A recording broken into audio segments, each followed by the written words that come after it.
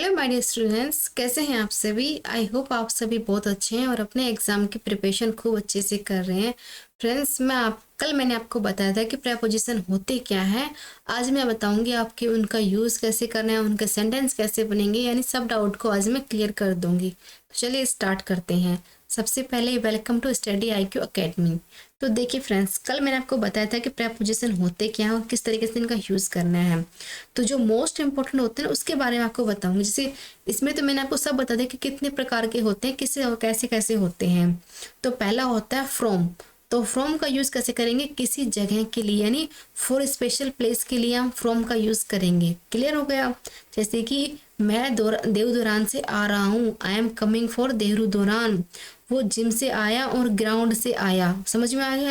यानी he come from the gym and come from the ground. तो ऐसे word के लिए किसी जगह के लिए हम फ्रॉम का यूज करेंगे। क्लियर हो गया। पानी से गिलास मत गिराओ, यानी जो पानी जो गिलास मत गिराओ। Does not spill water from the glass. Clear हो गया। जो स्पिल है वो पानी मत गिराओ के लिए यूज किया गया है। तुम किसी स्कूल से आए हो। क्लियर हो गया। जैसे वर्ड बन गए ना कि तुम किसी स्कूल से आए हो, तो क्या बोलेंगे कि which school have you come from. वह बिहार से आया है, ही इज फ्रॉम बिहार। वे दोनों 10 बजे पार्क से निकले।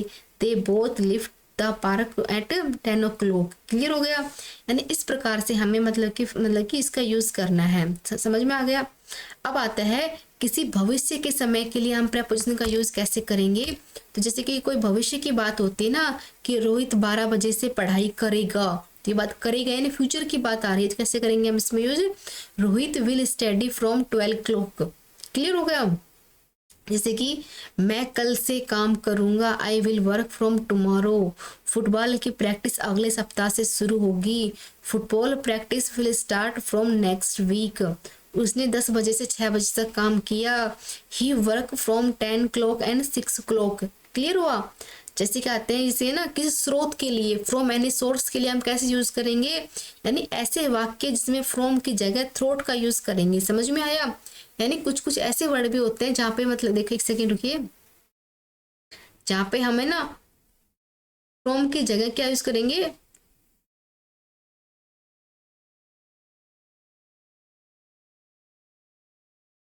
थ्रोट का यूज करेंगे। क्लियर हो गया। अब कैसे करेंगे, मैंने राहुल से दुर्घटना के बारे में जाना, यानी I got know about the accident from Rahul.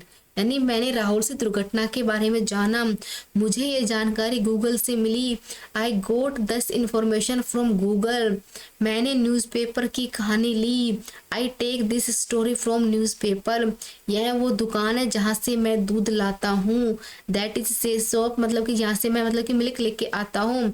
Paneer दूध से बनता है, चीज मेड फ्रॉम मिल्क। गंगा नदी हिमालय से निकली है, द गंगा और फ्रॉम हिमालय।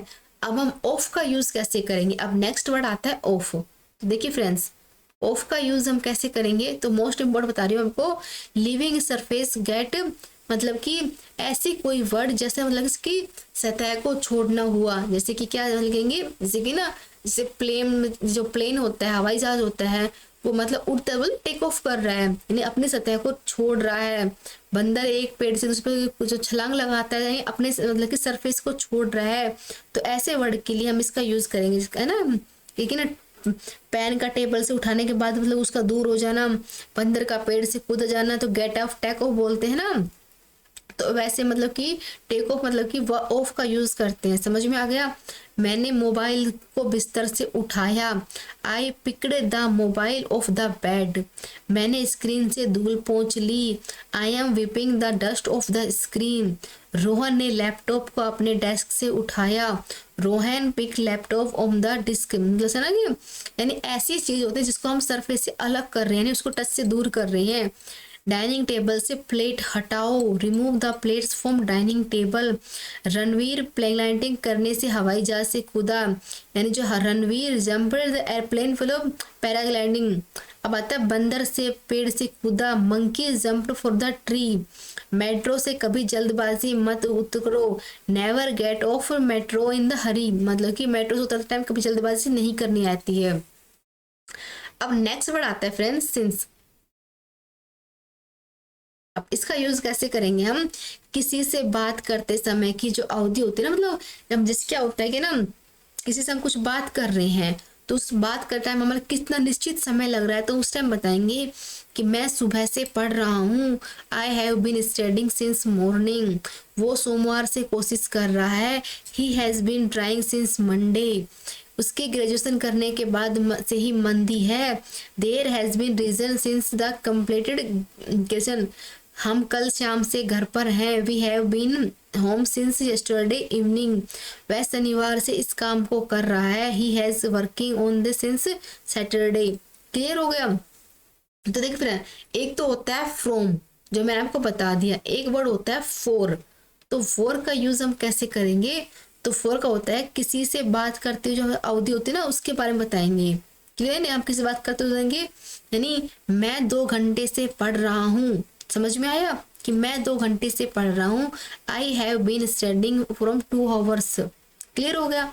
वो कई दिनों से कोशिश कर रहा है, he has been trying on the many days, वह लंबे समय से मेरे साथ है, he has been with a for a long day, मुझे पक्का यकीन है कि वह कुछ देर से खेल रहा होगा, I am sure must playing with a wild only, तुम इतने देर से गेम क्यों खेल रहे हो, you been playing games on the long time. तो ऐसे वर्ड के लिए हमें इसका यूज करना होगा।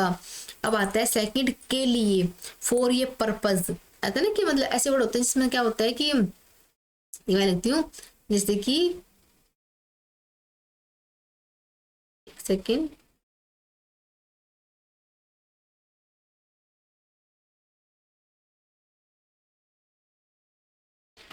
फॉर ए पर्पज यानी के लिए, मेरे वह मेरे पास मतलब ऐसे वर्ड बनाए, हमें खुद के से वर्ड बनाने कि वह मेरे पास पैसे के लिए आया, he come to me of money, सैनिक देश के लिए अपनी जान न्यौछावर करते हैं, soldier certificate the believes in the nation, मैंने तुम्हारे लिए किया, I did to for you, एक माँ अपने बच्चे के लिए अपना सर्वश्रेष्ठ देने की कोशिश करती है, a mother tries to do her best of the children, सरकार गरीबों के लिए कुछ करना चाहिए, the government should have something for the poor.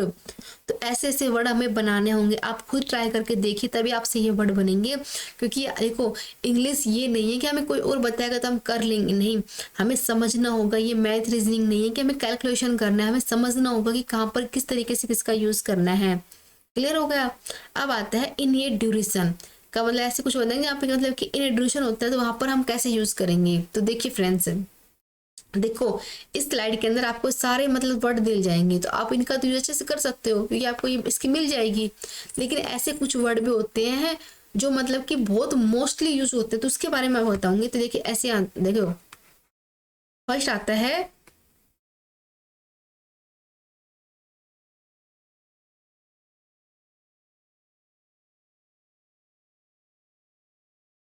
In A duration का यूज कैसे करेंगे कि वो केवल 2 घंटे के लिए काम करेगा, समझ में आया।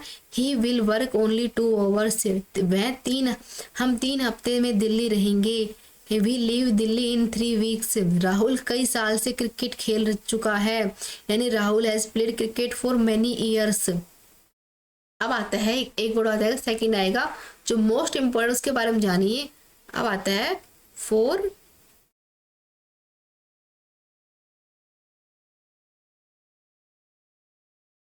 एक्सचेंज। तो फॉर एक्सचेंज क्या होता है, अगर मैं कहूँ कि मेरे मतलब मैंने 20 रुपए की किताब खरीदी तो इसका मतलब ये है कि मैंने 20 रुपए के बदले में किताब ली है। अगर किसी ने मुझे मेरे मतलब मोबाइल को बदले में मुझे कुछ दिया तो मतलब कि बदले में कर रहे हैं हम, कोई किसी समझ नहीं कि हम पैसे देते हैं और चीज़ लेते हैं, एक्सचेंज कर रहे हैं, तुम मुझे ये चीज़ दोगे तो मैं तुम्हें अपनी ये चीज़ दे दूंगी, यानी एक्सचेंज करने का अगर ऑफर आए तो हम कैसे करेंगे, यानी मैंने 500 रुपए से उसे मोबाइल लिया, I give him a mobile from 500, यानी उदित ने 4000 में साइकिल खरीदी, Udit purchase his bicycle on for 4000। IPL में के सबसे महंगे खिलाड़ी गुजरात के 16 करोड़ में खरीदा। तो बताइए the most expensive player IPL was both Gujarat in from 16 crore, यानी उसने 5 रुपए में एक पेन खरीदा, he bought a pen from 5 rupees. तो हमें खुद से ऐसे वर्ड बनाने होंगे, यानी एक्सचेंज हम कहाँ कहाँ पर इसके वर्ड बना सकते हैं। अब आता है थर्ड नंबर पे आता है विद। तो विद का प्रयोग हम कैसे करेंगे फ्रेंड्स, यानी किसी चीज से प्रयोग करके, यानी विद का यूज करेंगे। विद मतलब कि समथिंग के लिए, यानी मैंने चाकू से केक काटा, यानी I cut the cake with एक नाइफ। क्लियर हुआ। यानी उसने पेन से, पेन मतलब कि उसने नीले पेन से पत्थर लिखा। He write the letter of the blue pen. समझ में आया। वह कांटे की चम्मच से मैगी खा रहा है। He was eating Maggi on the frock. मतलब कि अब आ रहा है मैंने बेल्ट से बॉल को मारा, यानी I hit the ball with a bat. सेना ने आतंकवादियों के मशीन गन को मारा। The army kill terrorist with A machine gun. मैंने मतलब उसने अपनी आवाज से सबको दिल जीत लिया। He won win every one heart with this voice. यानी उसकी आवाज इतनी अच्छी है, उसने सबका दिल जीत लिया। अब आता है नंबर 4 पे आता है, क्या आता है, किसी किसी साथ, यानी साथ का यूज हम कैसे करेंगे, यानी समझा गया। यानी ऐसे वर्ड का कैसे करेंगे हम, जैसे कि ना क्या आप समवन फॉर समथिंग, ऐसे वर्ड का देंगे समवन फॉर समथिंग। ऐसे नहीं, वो इस मामले में नंदिनी के साथ है। यानी ऐसे बढ़ाते हैं जहाँ पे मतलब कि हमें प्रपोजिशन का यूज करना है, तो हमें पता होना चाहिए कि वो इस मामले में नंदिनी के साथ है। He is with Nandini for his matter. हम आपके साथ रहेंगे। Will be will stay with you. वह मेरे साथ बहस कर रही होगी। सी इज अराइंग विद मी। वह मेरे पापा से लैपटॉप ऑफिस से ले गई। तो my father want to be office with a laptop. अब आता है 5 नंबर पे आता है फ्रेंड्स बाई। तो बाई का यूज कैसे करेंगे, किसी वाहन से यात्रा करना होता है, ट्रैवल करना हो, किसी व्हीकल से मतलब ट्रैवल कर रहे हो तो हमें बाई का यूज करेंगे। यानी उसकी बेटी बस से स्कूल जाती है। क्लियर हो गया। यानी उसकी जो बेटी है वो बस से स्कूल जाती है। His daughter goes to school by bus. मैंने हवाई जहाज से यात्रा की। I travel in aeroplane. यानी बाई मतलब एरोप्लेन आ जाएगा, कि हम बाई का यूज कर रहे हैं ना, तो बाई आ जाएगा। अब आ जाएगा मैं लोकल ट्रेन से आऊंगा। I will come by the local train. वह दोपहर से फ्लाइट से आ रहा है। He is coming by afternoon flight. यानी तो बाई का यूज किसी नहीं, हम किसी वाहन से यात्रा करके जब हम आते हैं तो हमें बाई का यूज करना हो गया। क्लियर हो गया। एक और आता है फ्रेंड्स, मतलब कि 6 नंबर पे आता है, जैसे क्या है ना, एक और ओनली विद मी। एक सेकेंड, यानी जो ओनली विद मी है इसका यूज हम कैसे करेंगे, यानी मैं 4 बजे तक निकल जाऊंगा। I will leave by 4 o'clock। Clear हो गया। इस आ गया हम सुबह तक यह खत्म कर देंगे। We finish by the morning. वह कल तक चेन्नई पहुंच जाएगी। सी विल रीच चेन्नई ओ बाय टुमारो। मैं 12 बजे तक आने की कोशिश करूंगा। I try which 12 PM। हम शाम तक यह काम खत्म कर देंगे। आई विल मतलब कि complete the task of the evening. तो हमें अपने अपने से वर्ड को बनाना है, तभी इनको कम कर पाएंगे, कि हमें समझना खुद को है। पहले हमें खुद को समझेंगे तभी तो हम क्वेश्चन को सेल करेंगे। जब हमें यही नहीं पता कि हम किस वर्ड का कैसे यूज करेंगे तो आप कैसे कर पाओगे। तो अब एक और आता है बगल बगल। यानी कितने मतलब कि कितने होते हैं, मतलब जैसे ना, जैसे इसमें मतलब कि बाई के साथ ही होते हैं, जैसे कि ना कि बाई के अलावा, यानी बिसाइड हो गया, नेक्स्ट हो गया, टू हो गया, नहीं तो ऐसे वर्ड का यूज करना होगा। यानी उसके बगल में खड़ा हो तो यहाँ पे बाई का यूज होगा, बाई हिम आ जाएगा। यानी I was standing by him, यानी मैं उसके बगल में खड़ा हूँ। तो ये भी एक तरह से बाई के जैसा ही होगा, लेकिन इसका यूज हम बगल के वर्ड के लिए यूज करेंगे। यानी मैं उसके बगल में खड़ा हूँ। जैसे ना कि राम और तरुण मयंक के बगल में खड़े हैं। Ram is sitting by Tarun and Mayank. समझ में आया। यानी किताबें जो चप्पलों के बगल में क्यों रखी हुई हैं। We are you books keep the slippers. जो बुक है वो स्लीपर के पास क्यों रखी गई है। तो ऐसे मतलब बगल वाले वर्ड के लिए भी हमें बाई का यूज करना होगा। अब आता है फ्रेंड्स 8 नंबर पे आता है, नेक्स्ट आता है यानी द्वारा। समझ में आई।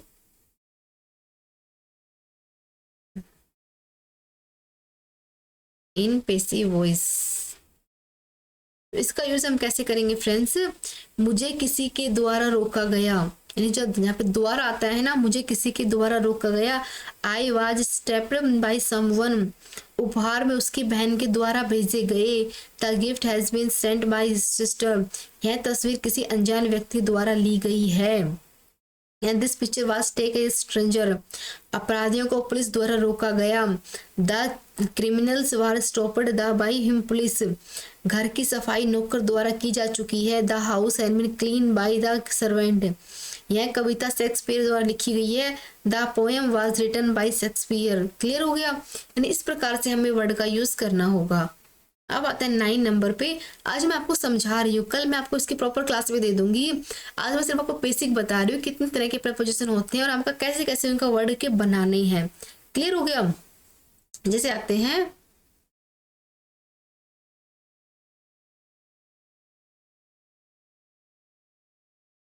चोट या फिर यानी किसी जगह या प्लेस के, यानी किसी जगह के रास्ते के लिए हम इसका यूज करेंगे। यानी कैसे आ गया? यह ट्रेन कानपुर से निकली हुई दिल्ली जाएगी, यानी यह जो ट्रेन है ये कानपुर से निकलते हुए दिल्ली जाएगी। यह बिजनौर से रास्ते से दिल्ली गई, तो यानी किसी जगह से होते हुए कोई वर्ड जा रही है तो वहां पे थ्रो या फिर लीव का यूज करेंगे। क्लियर हो गया? अब आता है किसी माध्यम या मीडियम के लिए, यानी इसी का एक पार्ट होता है मीडियम के लिए। तो कैसे हो जाएंगे फ्रेंड्स? ये आता है 10 नंबर पे आता है, ये भी एक प्रपोजिशन यूज होगा। एक सेकेंड,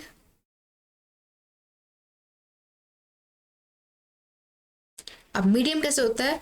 तुम वाईफाई से मैसेज भेज सकते हो, you can send message through wifi. मैंने उसे अपनी फोटो ब्लूटूथ से भेजी, आई सेंड बाय पिक्चर, मतलब कि ब्लूटूथ। तुम पत्र स्पीड से पोस्ट कर सकते हो, you can send the letter through speed post.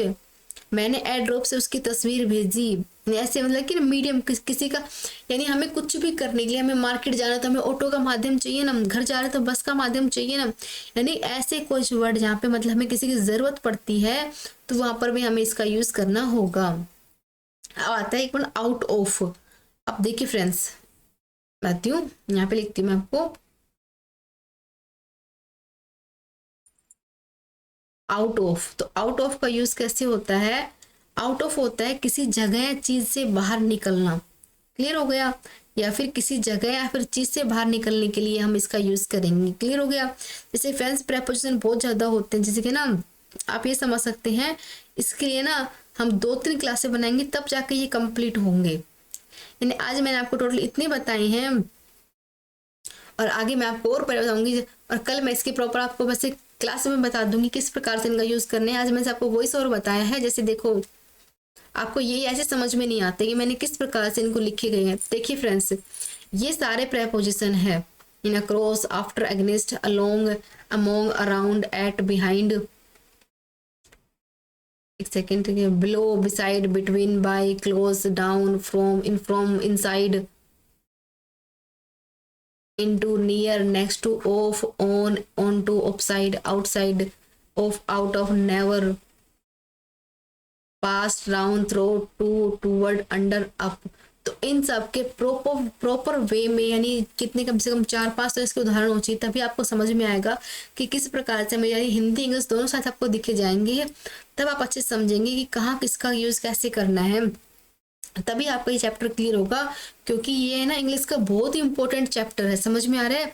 अगर आपको है ना किसी से बात कर रहे हो ना, तब भी आपको प्रपोजिशन का यूज करना आना चाहिए। क्योंकि हमें कुछ बोल रहे हैं और किसी सामने अगर हमें उल्टा पुल्टा बोले, सामने वाला हंसेगा तो हमें हंसने का पात्र नहीं बन रहा है। सही तरीके से पता करना है कि कौन किस जगह पे कौन सा वर्ड आएगा, उसी के अकॉर्डिंग हमें उस वर्ड का यूज करना है। पहले हमें किसी की हिंदी बनानी है, उसके बाद हमें उसकी इंग्लिश बनानी है। अगर हम हिंदी से अच्छे से कर लेंगे तो इंग्लिश अपने आप बन जाएगी। बस हमें सिर्फ सेट करना है और वर्ड को मिलाते हुए लिखना है। तो इसका मतलब यही होता है, 2 वर्ड को जोड़ना है तो वर्ड जोड़ जोड़ के अपने आप बन जाएगी। तो आई होप कि आपको क्लास अच्छी लगी होगी। तो प्लीज़ अपना फीडबैक शेयर करें, लाइक से सब्सक्राइब करें। Thank you, thanks for watching.